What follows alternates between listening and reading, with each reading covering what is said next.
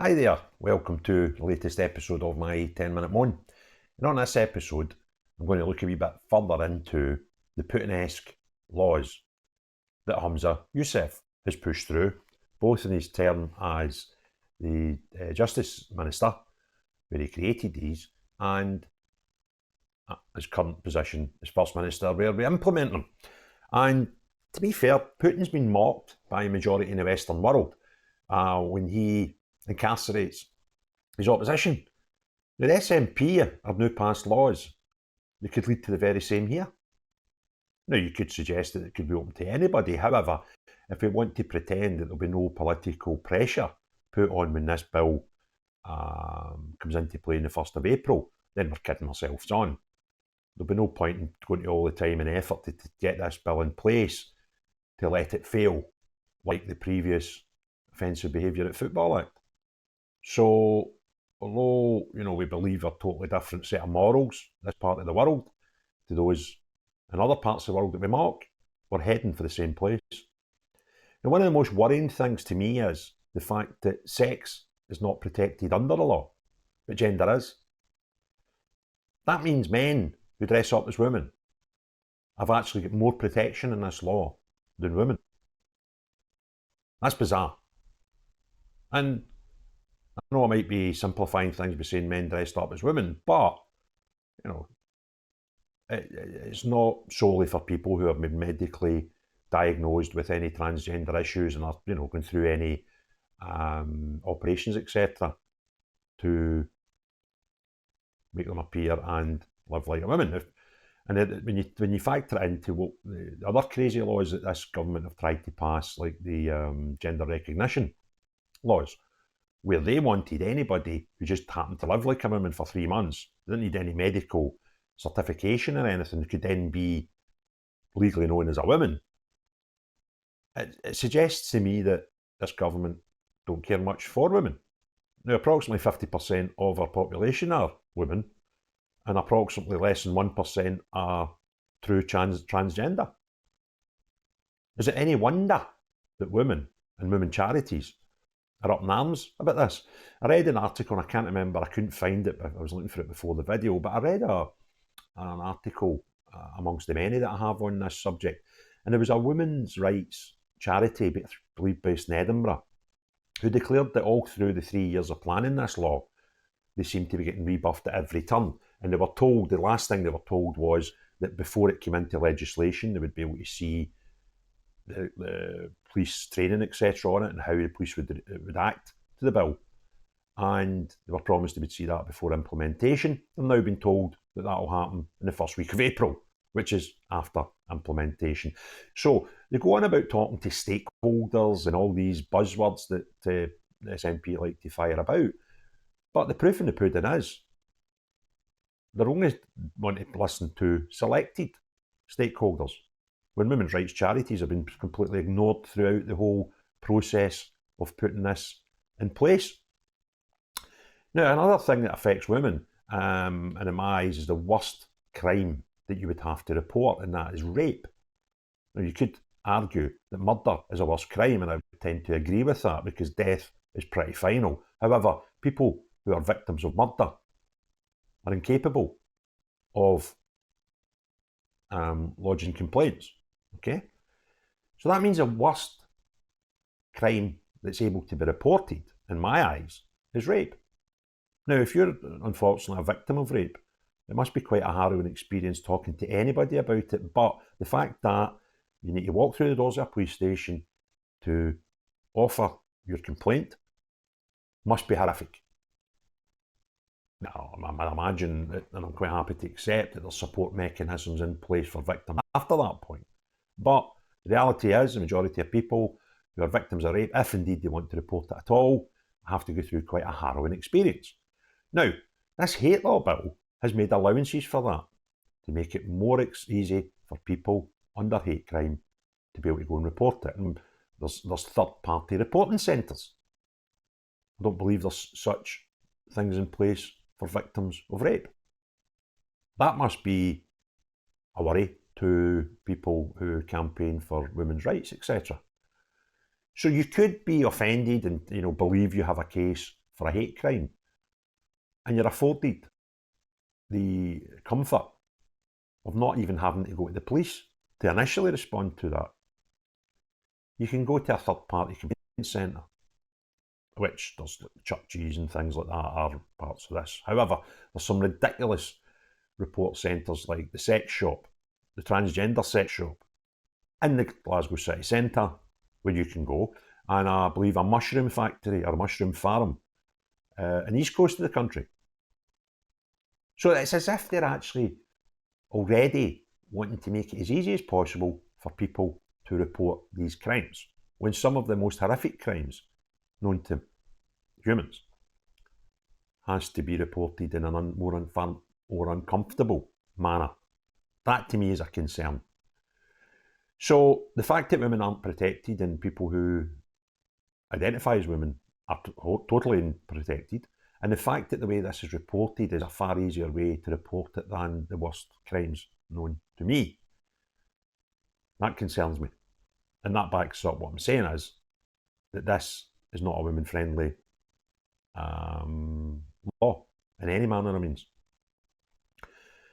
Now, there's a recent police statement which suggests they're not actively singling out actors and comedians, despite previous social media and mainstream media suggesting otherwise, because documents from the training given to the police were made public, and it suggested that actors and comedians and the like would be easier to highlight and should be drawn attention to that. However, with the police saying that they're not actively single out actors and comedians, that doesn't mean that they will not be prone to complaints, and potentially easier to single out complaints than other people in society, because by mere fact of the way they go about their job. And this, it just leaves the whole thing in uncertainty.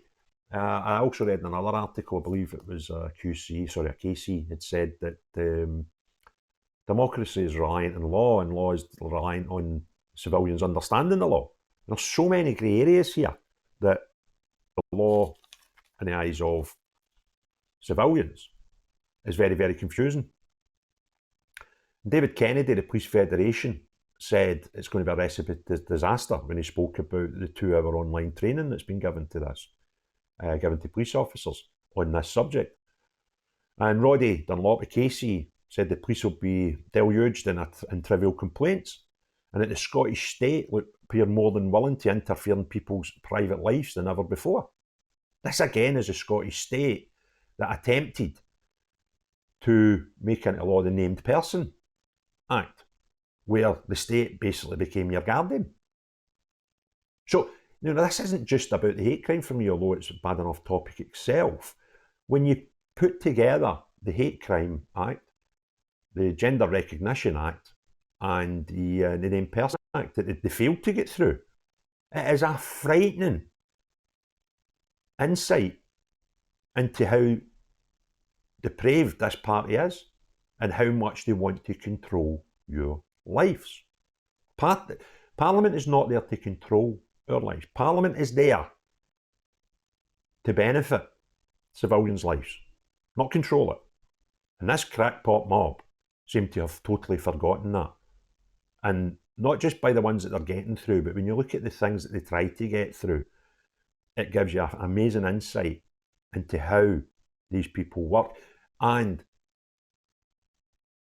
but for the grace of God, they don't have even more crazy controlling laws into the public. Now, I think it was Joanna Cherry said that being offended is not protected or something along those lines. And I tend to agree with her. Being offended isn't part of this law. But this law provides anyone who decides they are offended to lodge criminal complaints against anybody they wish, for whatever reason they may feel or fake feel offended.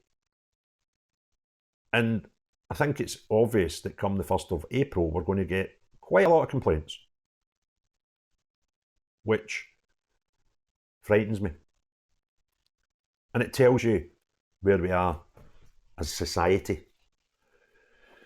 that we consider the possibility of being offended is more important than the possibility of reducing the freedoms of our civilians. And the big massive question is, who gets to decide?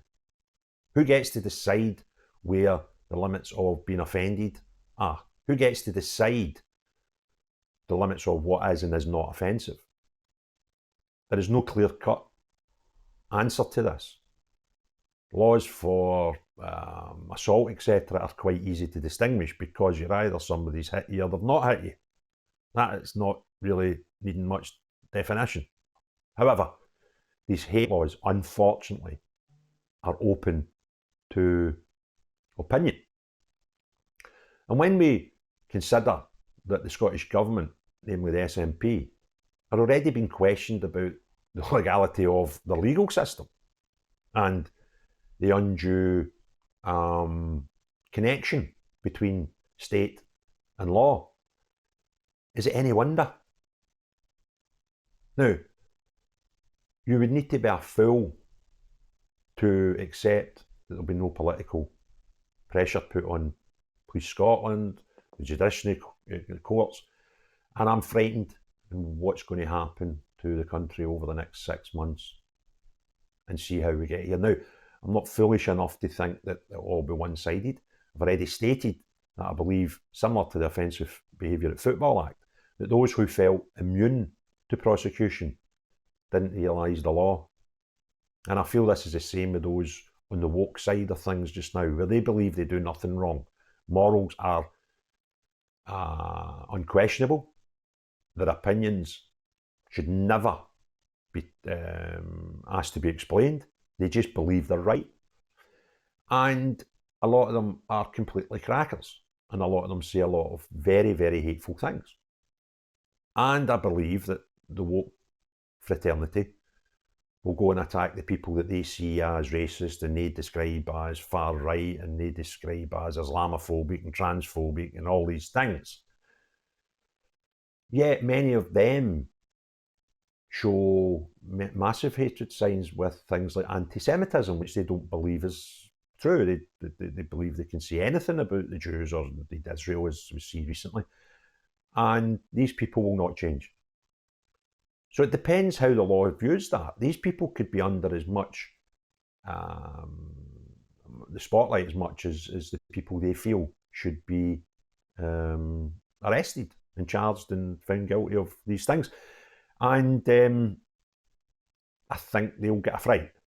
They will be up in arms when people on the woke side, or people who believe they're woke, start falling victim to these laws. And another thing that's left to the imagination is the jurisdiction. Where does it start? Where does it end? If I record a video in England, Wales, Northern Ireland, put it out online while I'm there, delete it from my phone, and then come home, can I be arrested? Because I've not committed any crime. Now, the crime, strangely enough, could be that you have a video, for example, on your own phone and you're in Scotland, and therefore it wouldn't matter where you recorded it. It wouldn't matter where you published it. The fact that you have it on your phone in Scotland could see you arrested if it was hateful material.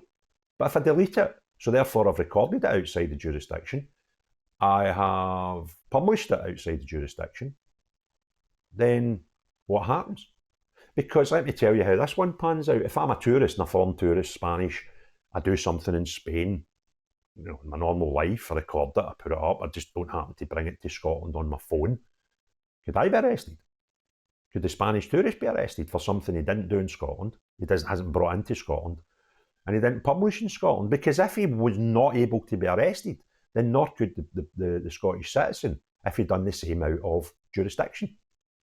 And I've got an agreement with one of the country's top KCs to do a question and answer session with me next week on this very topic. And it's things like that that I'm going to put to him. And he may not even be able to answer. I hope he does. I hope he has. He'll be able to give us a lot of insight into things that I'm not aware of and not been able to consider. And I look forward to doing that next week. And I will welcome feedback from the viewers and looking for input from them from questions, and I'll highlight that nearer the time. But we have, yet again, in Scotland, managed to devise, and I beg pardon for the use of my word here, but a clusterfuck. It can't end nice. So, if you like the video, give us a thumbs up, share it if you don't mind. Love the comments below, as usual. But most importantly of all, unless you're Humza Yousaf with your stupid laws, have a great day. Cheery bye now.